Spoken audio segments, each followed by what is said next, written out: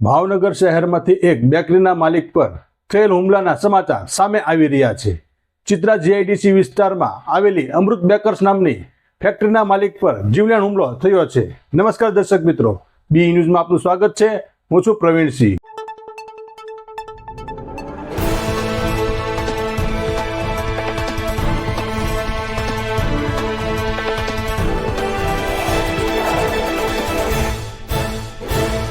ભાવનગર શહેરના ચિત્રા જીઆઈડીસીમાં અમૃત બેકર્સ નામની જાણીતી બેકરી ધરાવતા દિનેશભાઈ અનિલકુમાર પમનાણી પર આજે 3 થી 4 શખ્સો દ્વારા હુમલો કરવામાં આવ્યો હતો।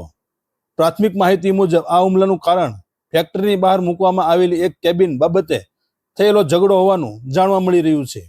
આ હુમલો અભિજીતસિંહ જાડેજા અને તેમના પિતા સહિત અન્ય 2 થી 3 અજાણ્યા લોકો દ્વારા કરવામાં આવ્યો હતો। હુમલામાં ઈજાગ્રસ્ત થયેલા દિનેશભાઈ પમનાણીને સારવાર માટે હોસ્પિટલ ખાતે ખસેડવામાં આવ્યા હતા।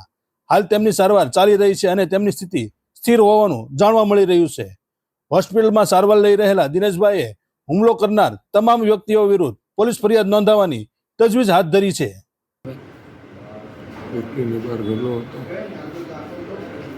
અમારા પપ્પાએ કીધું એ રાત્રે દારૂ પીએ છે માણસો, તો કીધું કે એને સમજાવી દે। એના પપ્પાએ મને માર્યો। કોણ વ્યક્તિ હતી મારવા? અભિભાઈના પપ્પા અને એમના કાકા। શેની ઉપર તમારી સાથે હુમલો કર્યો? ભાઈ બને કેટલા વ્યક્તિ હતા મારવાવાળા? 3 વ્યક્તિ। જીઆઈડીસી ચિત્રામાં અમૃત બેકર્સની નામની મારી ફેક્ટરી છે। બહાર અભિજીતસિંહભાઈનો ગલો છે, ઉર્ફે અભી, એમના પપ્પા અને 3 અજાણ્યા શખ્સો એની અમારે ફેક્ટરીની બહાર ગલો છે। ત્યાં રોજ અવારનવાર દારૂની પાર્ટી થતી હોય છે અને અવારનવાર અમને પહેલાં બી ઘણી ફેરી સમજાવેલ છે પણ સમજતા નથી અને ઘણી ફેરી જ્યારે બી સમજાવેલ છે ત્યારે એમ કીધેલું છે કે તમે ફેક્ટરી બંધ કરીને ઘરે વયા જાઓ, આ બધું ચાલુ રહેશે અહીંયા દારૂની પાર્ટી। શું થયું તારે ભાઈની સાથે? આજે સવારે હું ઘરેથી આવીને એમને સમજાવવા ગયો કે ભાઈ કાલે રાત્રે બી આ બધી પાર્ટી અહીંયા ચાલુ હતી। એ કે તમારો પ્રશ્ન છે, તમે ફેક્ટરી બંધ કરીને વ્યા જાઓ પણ આ બંધ નહીં થાય। કેટલા જણાને વાગ્યું છે? એક મારા દીકરાને ને મને વાગ્યું છે।